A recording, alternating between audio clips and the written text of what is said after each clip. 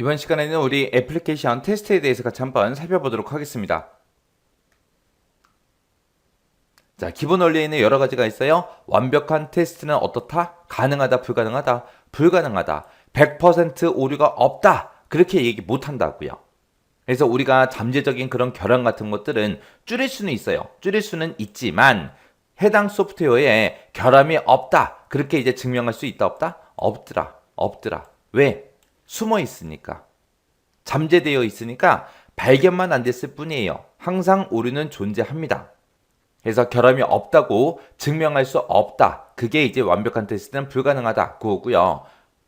파레토 법칙이라는 게 있습니다. 파레토 법칙이라는 거는 2대8만 기억하시면 돼요. 애플리케이션의 20%에 해당하는 그 코드 있죠? 그 코드에서 전체 결함의 몇 퍼센트가 발견된다? 80%가 발견된다. 그 법칙이 파레토 법칙이요. 그래서 파레토 법칙은 2대8, 2대8, 2대8 그것만 잘 기억하시면 돼요.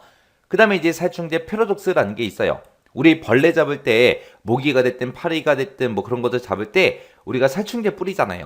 살충제를 뿌리고 계속 뿌리다 보면은 그 벌레가 죽어요, 안 죽어? 안 죽어요. 왜? 내성이 생겨서. 그게 살충제 패러독스요.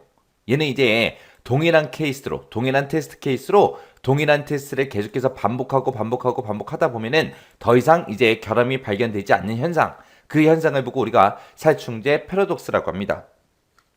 그래서 동일한 테스트 케이스로 계속해서 동일하게 반복을 하게 되면 더 이상 이제 결함은 발견이 되지 않는데, 그렇다고 해서 오류가 없다, 그건 아니잖아요. 어차피 똑같은 방법으로 똑같이 테스트를 했다고요.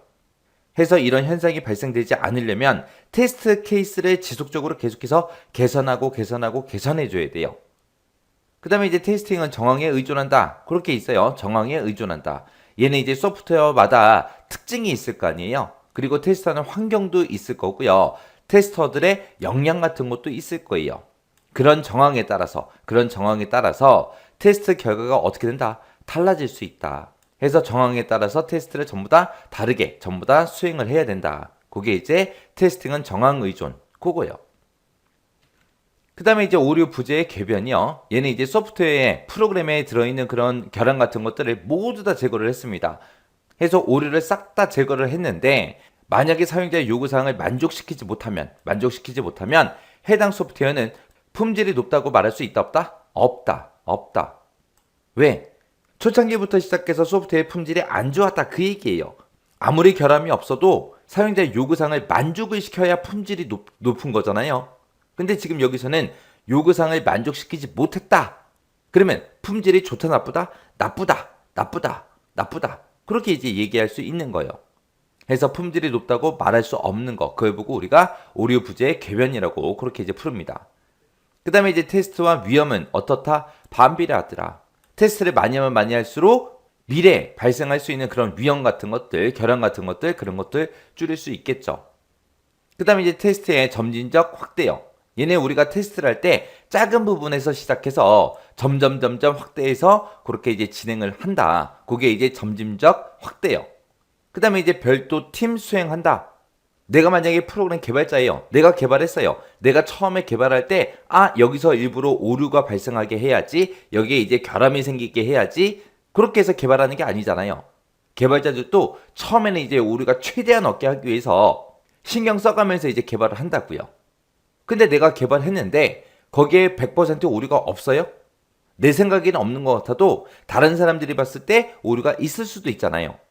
그래서 이 테스트는 개발자와 관계없는 별도의 팀에서 수행해야 된다. 그게 이제 테스트의 별도팀 수행이요. 그래서 우리 애플리케이션 테스트의 기본 원리는 이렇게 여러 가지가 있어요. 뭐가 뭔지 정확하게 기억하셔야 돼요. 만약에 시험 문제상에 이런 설명 같은 것들을 쭉쭉 써놓고 이게 기본 원리가 뭐냐, 그렇게 이제 시험 문제 나올 수 있잖아요. 그래서 뭐가 뭔지는 구분할 수 있게 여러분들 정확하게 알고 지나가셔야 돼요.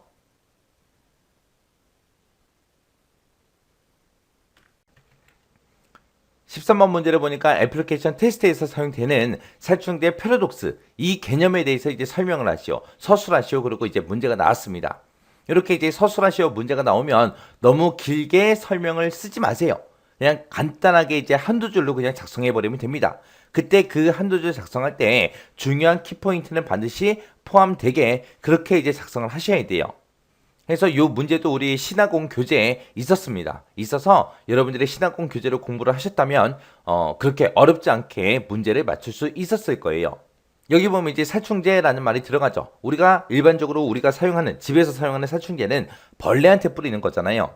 살충제를 계속해서 이제 벌레한테 뿌리다 보면은 벌레에 이제 내성이 생겨서 그 벌레가 이 살충제로 죽지를 않아요. 그런 걸 보고 우리가 살충제 패러독스라고 부르는 거예요. 해서 정답을 쓰실 때 지금처럼 이렇게 써야 됩니다. 해서 동일한 방법으로 계속해서 반복해서 실행해서 테스트를 하게 되면 더 이상 이제 새로운 결함을 발견할 수 없는 그런 현상을 보고 우리가 살충제 패러독스라고 합니다. 여기서는 이제 중요한 키포인트가 얘네들이요. 동일한 테스트 방법으로 반복해서 우리가 계속해서 실행하게 되면 새로운 결함을 더 이상 발견할 수 없는 그런 현상을 보고 살충제 패러독스라고 한다. 이렇게 이제 작성만 하시면 됩니다.